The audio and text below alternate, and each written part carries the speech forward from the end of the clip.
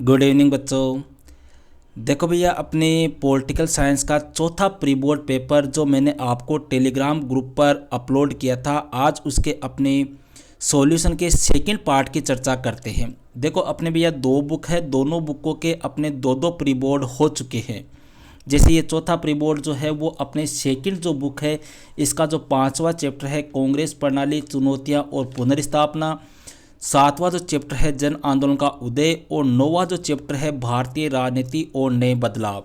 इस चैप्टर के अपने इन तीन चैप्टर का यह प्री बोर्ड लिया गया था। इसी प्रकार से अपने जो फर्स्ट बुक है उसके अपने दो प्री बोर्ड हो चुके हैं और सेकंड बुक के अपने दो प्री बोर्ड हो चुके हैं। तो इस प्रकार अपने टोटल चार प्री बोर्ड भैया अपने हो चुके हैं।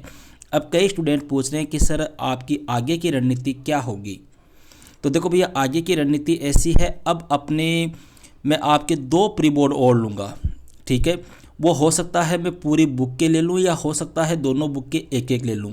फिर मैं आपसे इतना ही कहूँगा कि जो क्वेश्चन मैंने आपको, देखो अपने स्टार्टिंग से लेकर अगर प्रेजेंट तक की बात करें तो मैं आपको लगभग 200 से 250 क्वेश्चन आपको उपलब्ध करा चुका हूँ, क्योंकि जो टेस्टों में दिए हैं वही लगभग अपने प्री बोर्ड में है, जो मोस्ट क्वेश्चन बताए वही प्री बोर्ड में है। अगर अपने एवरेज निकाले तो लगभग 250 के आसपास क्वेश्चन है।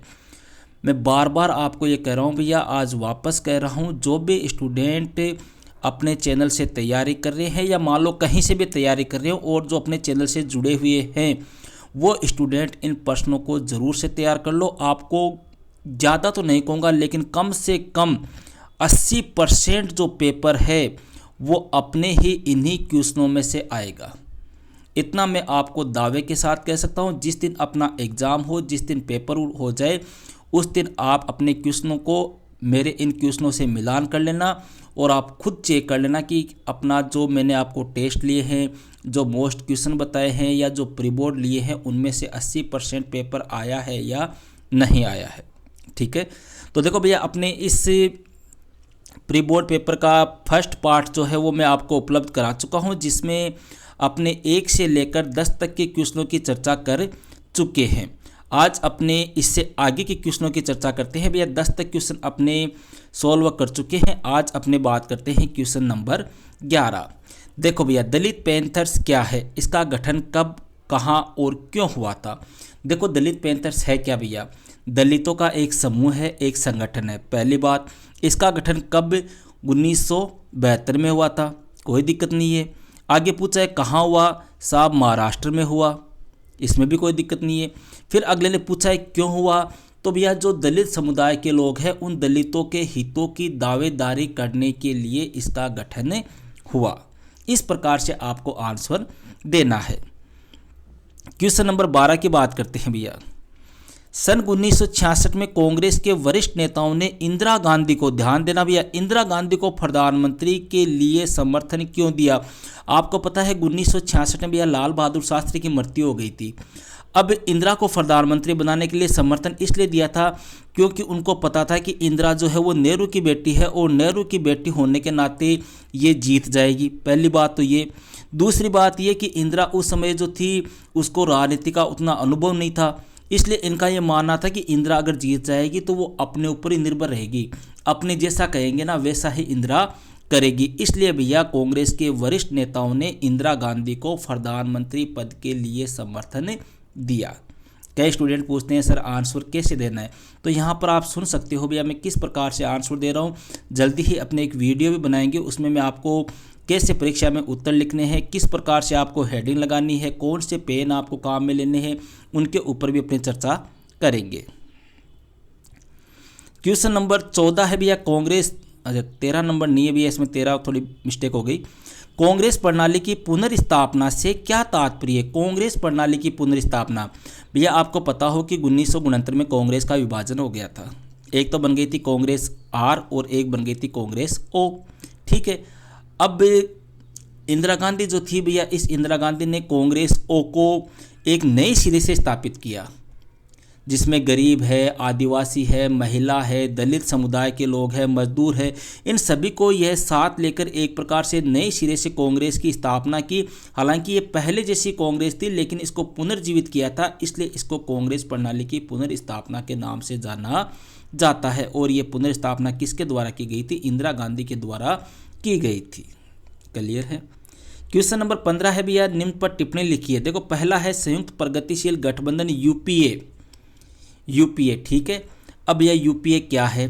पहली बात तो भैया कांग्रेस जो है ना, इस कांग्रेस पार्टी का यह एक गठबंधन है। कांग्रेस ने अपने साथ अन्य छोटे मोटे क्षेत्रीय दलों को मिलाकर जो संगठन बनाया था, जो गठबंधन बनाया था, उसी गठबंधन का नाम है संयुक्त प्रगतिशील गठबंधन, ठीक है। और यह गठबंधन जो है वो कब बनाया गया था? 2004 में बनाया गया था।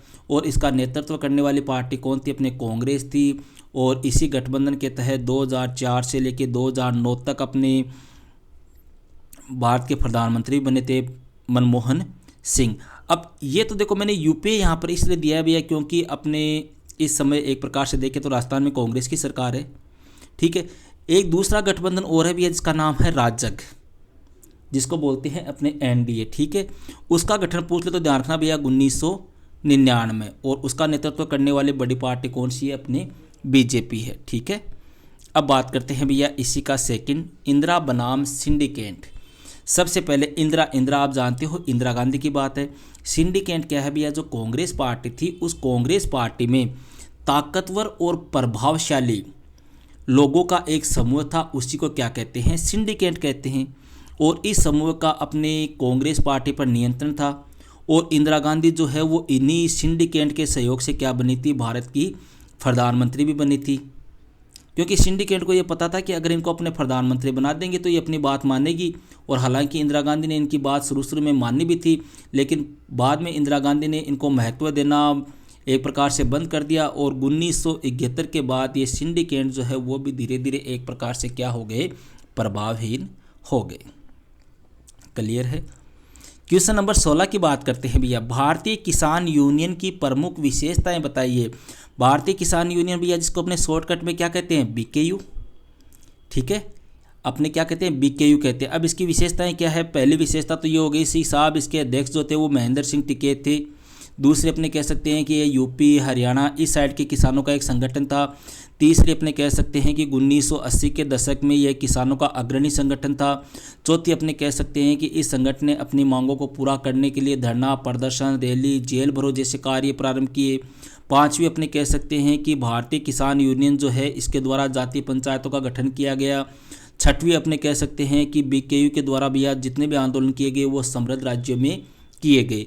तो अपने कई विशेषताएं हैं, आप अपनी इच्छा के अनुसार कोई भी 4 या 5 विशेषताएं याद कर सकते हो। अब बात करते हैं भैया क्वेश्चन नंबर 17।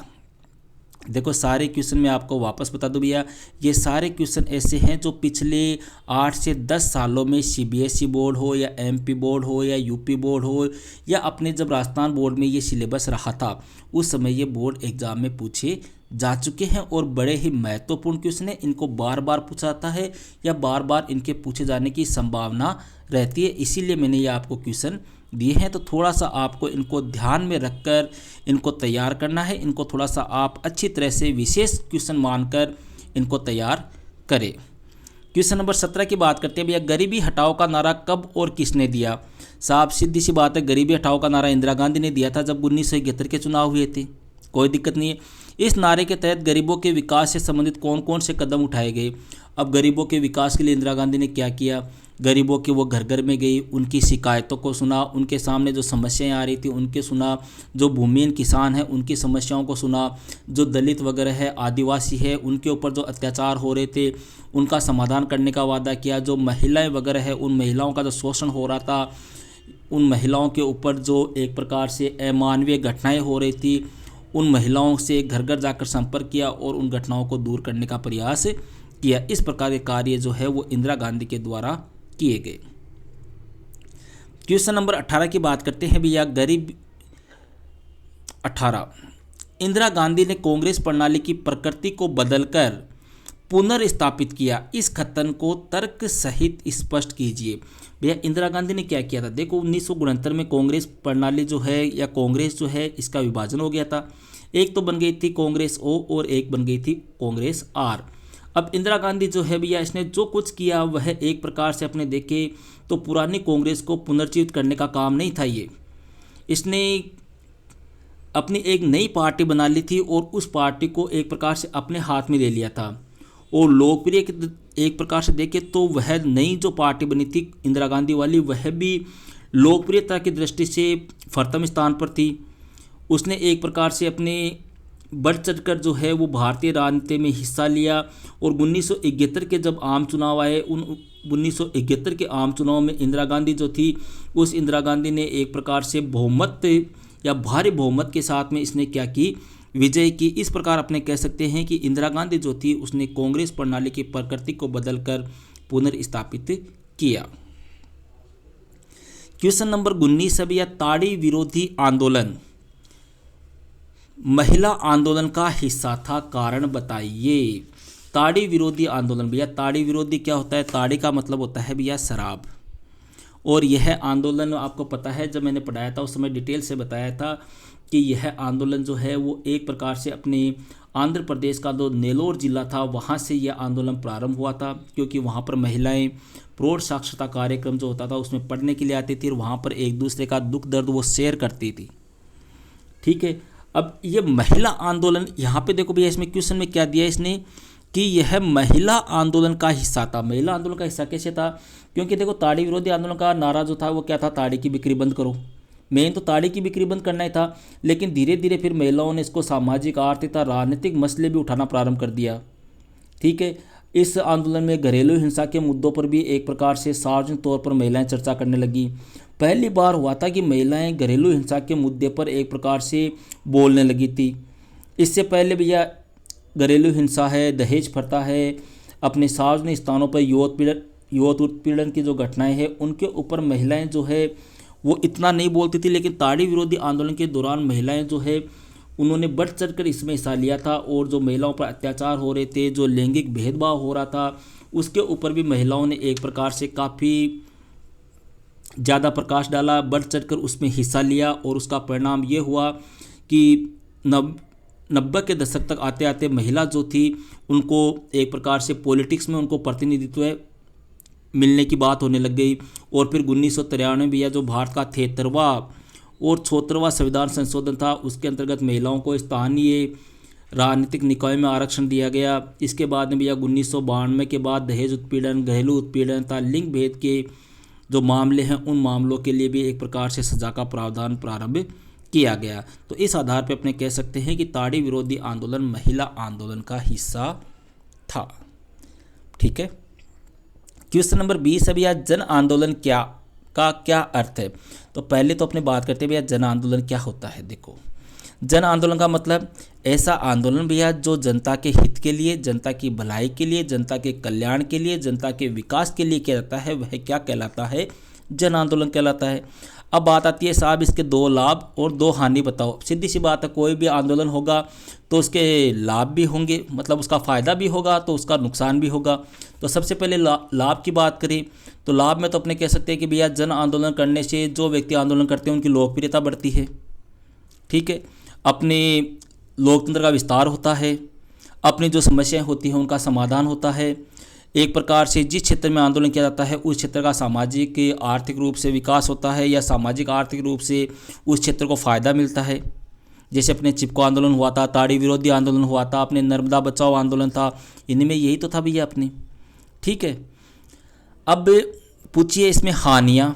तो हानियों के बारे में कह सकते हैं कि शायद कोई भी आंदोलन होगा तो उसमें निर्णय लेने में क्या होती है? देरी होती है, समय लगता है। दूसरा अपने कह सकते हैं कि आंदोलन से सरकार की परेशानी बढ़ती है, सरकार पर मुसीबत आती है, एक प्रकार से सरकार पर दबाव बढ़ता है। तीसरा अपने कह सकते हैं कि साहब कई बार आंदोलन से हिंसा, मारपीट जैसी घटनाएं भी होती है। क्लियर है? अब बात करते हैं भैया क्वेश्चन नंबर 21, नर्मदा बचाओ आंदोलन।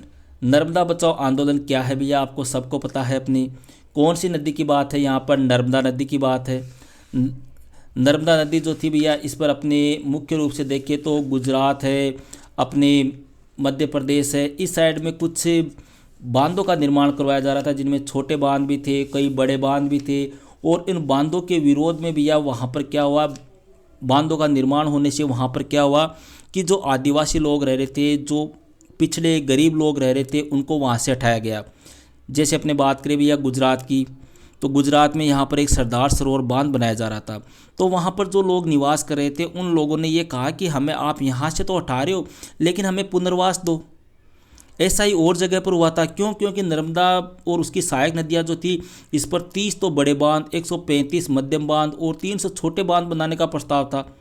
ठीक है, तो इस वजह से यह आंदोलन प्रारंभ हुआ, लोगों ने इसका विरोध किया। फिर कई पुनर्वास की नीतियां भी अपने प्रारंभ हुई और इस आंदोलन के दौरान सरकार जो है वो लास्ट में सरकार ने लोगों की बात मानी और एक प्रकार से लोगों के लिए पुनर्वास की व्यवस्था की। हालांकि मेरा डिटेल से आपको नोट्स में लिखाया हुआ है, जब मैंने आपको ये पढ़ाया था उस समय अच्छी तरह से आपको लिखाया हुआ है, इसलिए आपके मेरे ख्याल से कोई प्रॉब्लम नहीं आनी चाहिए। क्वेश्चन नंबर 22 की बात करते हैं भैया। क्वेश्चन नंबर 22 है अपने मंडल आयोग का विस्तार से वर्णन कीजिए। मंडल आयोग, भैया मंडल आयोग क्या है? देखो, मंडल आयोग का संबंध था अपने ओबीसी से।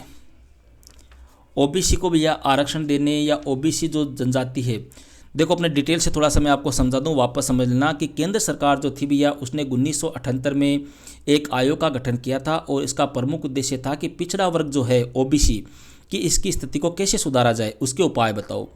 और इसके लिए भैया अपने बिहार के जो भूतपूर्व मुख्यमंत्री थे जिनका नाम था बिंदेश्वरी प्रसाद मंडल, उनको भैया अध्यक्ष बनाया गया। ठीक है, और बिंदेश्वरी प्रसाद मंडल जो थे उन्होंने 1980 में अपनी क्या सौंपी, रिपोर्ट पेश की। और इस समय जनता पार्टी की सरकार तो गिर चुकी थी और इन्होंने ये कहा कि पिछड़ी जातियां जो है उनको शिक्षा संस्थाओं तथा सरकारी नौकरियों में इनकी बहुत ही कमी है, इसलिए इनको क्या दिया जाए, 27% आरक्षण दिया जाए। यही था भैया अपने मंडल आयोग। बाद में ये मामला कोर्ट में चला गया था, दयाराम साहनी केस नाम से ये मामला गया था और फिर 1992 में अपने कोर्ट ने भी आदेश दे दिया था कि जो मंडल आयोग की जो सिफारिश है उनको लागू किया जाए। इसी में भैया अथवा दिया हुआ है, गठबंधन की राजनीति किसे कहते हैं? गठबंधन की राजनीति किसे कहते हैं? इसने भारतीय राजनीति को किस प्रकार से प्रभावित किया? अब गठबंधन की राजनीति क्या होती है? देखो भैया, देखो सीधा सा ध्यान रख लो, चुनाव से पहले हो या चुनाव के बाद हो, आवश्यकता के अनुसार जब 2 या 2 से अधिक पार्टियां, ठीक है, 2 या 2 से अधिक दल जो है वो एक न्यूनतम साझा कार्यक्रम के अनुसार आपस में समझौता करके राजनीति चलाए तो इसे कहते हैं भैया गठबंधन की राजनीति। अब बात आती है इसने भारतीय राजनीति को कैसे प्रभावित किया, तो साहब इसने भारतीय राजनीति को निम्नलिखित बिंदुओं के माध्यम से अपने स्पष्ट कर सकते हैं कि कैसे प्रभावित किया। पहला तो अपने इसने कांग्रेस को सत्ता से बाहर रखने का प्रयास किया गया। गठबंधन की राजनीति क्यों हुई थी? क्योंकि कांग्रेस को क्या करो, बाहर करो, पहला। दूसरा, अपने गठबंधन की राजनीति से भैया अपने राजनीतिक समीकरणों में बार बार बदलाव होने लगे। तीसरा, अपने क्षेत्रीय जो दल थे उन्होंने क्षेत्रीय आकांक्षाओं की दावेदारी प्रस्तुत की। चौथा, अपने कह सकते हैं कि 1990 के दशक के पश्चात कुछ ताकतवर पार्टियों का आंदोलन का उदय हुआ। ठीक है, इसके अलावा अपने कह सकते हैं कि भारत में गठबंधन की राजनीति से अनेक क्षेत्रीय दलों ने राज्यों में सरकार बनाई तथा केंद्र सरकार में भी भागीदारी की। इस प्रकार से अपने कह सकते हैं कि गठबंधन की राजनीति से भारतीय राजनीति प्रभावित हुई। और अगर क्वेश्चन आ जाए भारत में पहली बार गठबंधन सरकार कब बनी, तो 1989। क्वेश्चन नंबर 23 है भैया, गठबंधन सरकार किसे कहते हैं?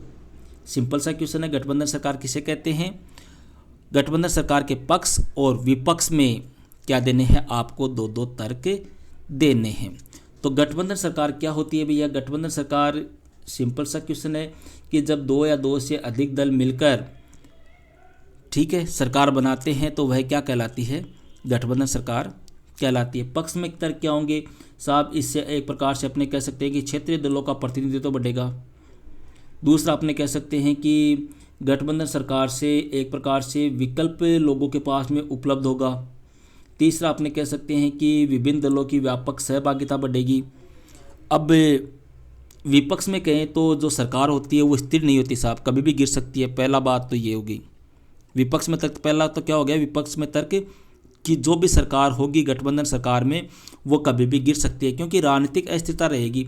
अब मान लो 2 दल है वो मिलकर सरकार बनाएंगे, एक दल कह दे कि मेरी ये बात आप पूरी करो, वो कह दे नहीं करेंगे तो वो कहेगा ठीक है मैं तो गठबंधन तोड़ रहा हूँ, तो राजनीतिक अस्थिरता होगी।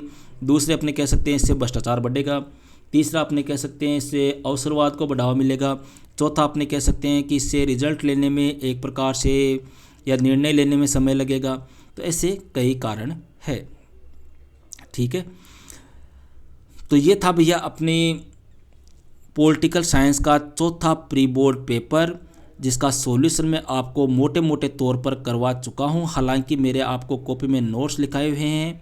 जो भी वीडियो मैंने डाले हैं उन सभी वीडियो के अंत में मैंने आपको नोट्स लिखाए हैं। अगर आपने वो नोट्स लिखे हैं तो मेरे ख्याल से आपको इन क्वेश्चनों का आंसर देने में किसी प्रकार की कोई समस्या नहीं होगी। अगर फिर भी आपको किसी प्रकार की कोई समस्या आ रही है तो आप मुझे कमेंट करके या अपने टेलीग्राम पे मैसेज करके पूछ सकते हो। ओके भैया, तो मिलते हैं फिर नेक्स्ट वीडियो में नेक्स्ट टॉपिक के साथ। That's all.